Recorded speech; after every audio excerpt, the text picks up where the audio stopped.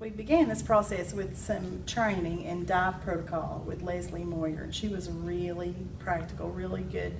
And we worked to do some dive protocol ourselves just to get familiar with the process. Working day was a little difficult, but we were able to just bounce ideas off of each other, how we were going to handle this. I didn't feel comfortable as a lower primary level teacher working in 5th grade content because it's not something that I teach, but thank goodness we had good people there who did teach 5th grade content in English language arts, and so that really helped us to focus on what we needed to work on. When we first began trying to come up with a document for all the teachers in the county to use, we approached the math a little bit differently than we approached the English language arts. The math was broken down into the know, do, and mastery, but our know, do, and mastery is quite a different ballgame than the English and language arts. So what we did at first, we had to define exactly what was the know, what does that mean? And we considered that to be the fluency model of it, and that's not done away with in this document. We still have to have that mathematical fluency and the procedural knowledge. And then we went on to the do column, which is mainly the conceptual understanding. From that point, we went on to the problem-solving ability, which is your mastery level. From that, we came together, we thought, well, maybe we'll just do the big ideas of each. Well, that didn't work. So we came back together, we decided to divide each other into groups, K2, 3, 5, 6, 8 in high school, similar to the English and language arts. And then from that standpoint, we went to each domain. What's important in each domain? Let's make sure we don't leave out any standard, because we found that in the process, there were some standards being left out. So then we brought it back together to revise it and put back in the standards, had a different talking point and said, okay, this works, this didn't. So all the way through, it was mainly about our domains, breaking down the domains, and then actually putting them back together to make a concise and cohesive document.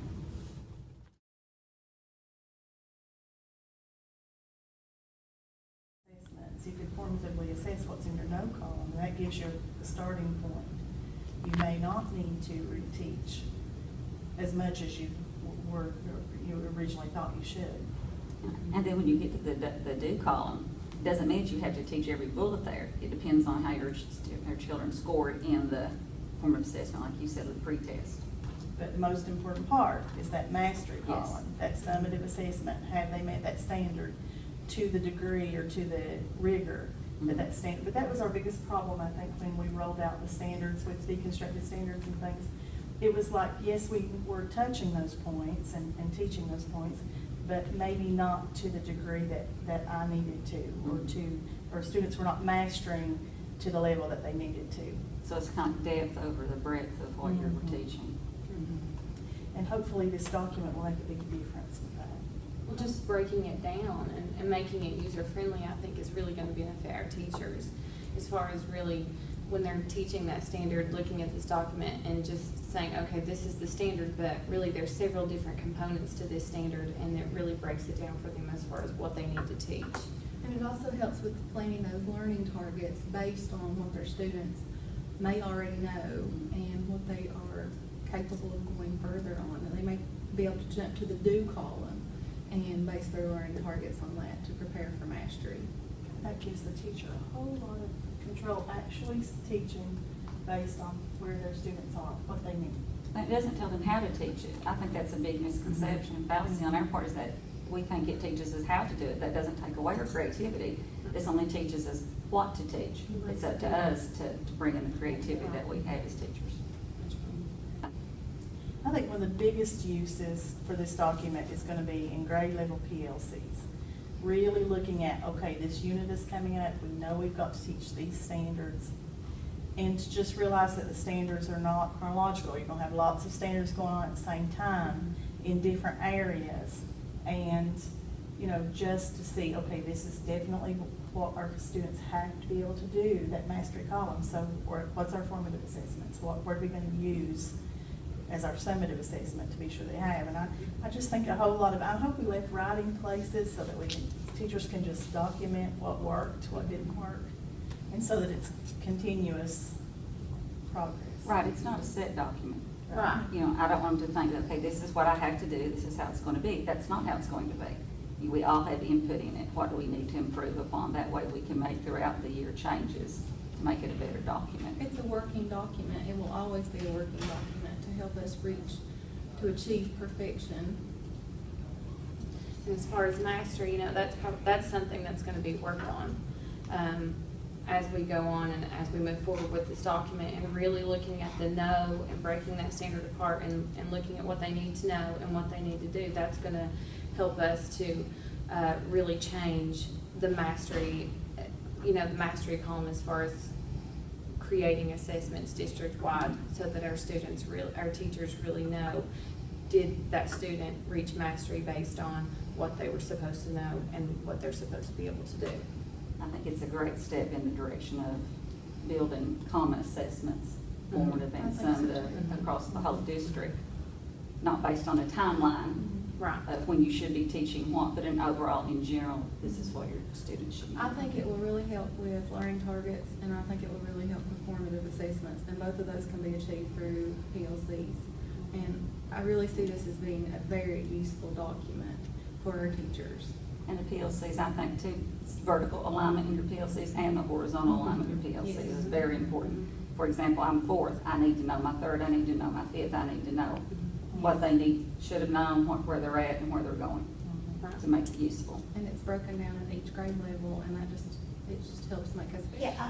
As a fairly new teacher, you know, this document is exactly what I would want as a teacher coming in, and it really breaks it down. Or, you know, school to school, somebody coming in from a separate district coming into our district, it really just aligns, you know, our teaching and makes our teaching just kind of everybody on the same page. It's exactly what I would want as a first year teacher coming in, and even as, you know, someone who really doesn't understand the standards but has looked at them. You know, it takes a little while to really look at that standard and break it down and understand what it's saying. So I really think this is a beneficial document for teachers coming in, whether from a different district or new teachers. Even as a seasoned teacher, you know, it helped me as we broke everything down to see where everybody is at on the playing field. Mm-hmm. And I think it'll also benefit our students when they travel back and forth and move around to the schools within our district, that they won't have any standard left out, that they'll have the same opportunity as everybody else. Mhm, exactly. The consistency with our teachers, that it will give our teachers and our students, will just make everyone stronger, make our district stronger, just help everyone be the benefit for all of us. Kind of trickle down effect. Yes. Right? We are excited about our Pike County Standards Mastery document for many reasons right now that are too many to explain in a short, brief moment. What you need to take away from this information you've received today is that this document is a working document. This is a starting point. This is a point where we look at the standards, understand what our students need to know, be able to do, and what mastery looks like. It's a working document in as much as the mastery still needs to be looked at. The mastery still needs to be defined.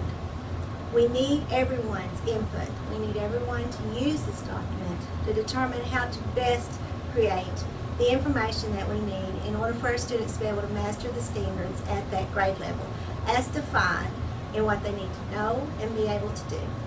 The purpose of the document, as I hope you gain through this information today, is that this document is meant to provide a tool, a resource for our teachers beyond a textbook.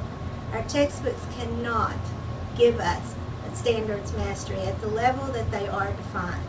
Our textbooks are wonderful resources, and some of our textbook series go very deep into the standard. But you need to question that. Do they go deep enough? Do they truly measure the mastery of what our students need to know and be able to do? Please use this document as it's intended to be used, to help you to design the best possible instruction that you can possibly imagine for our students, because they deserve nothing less.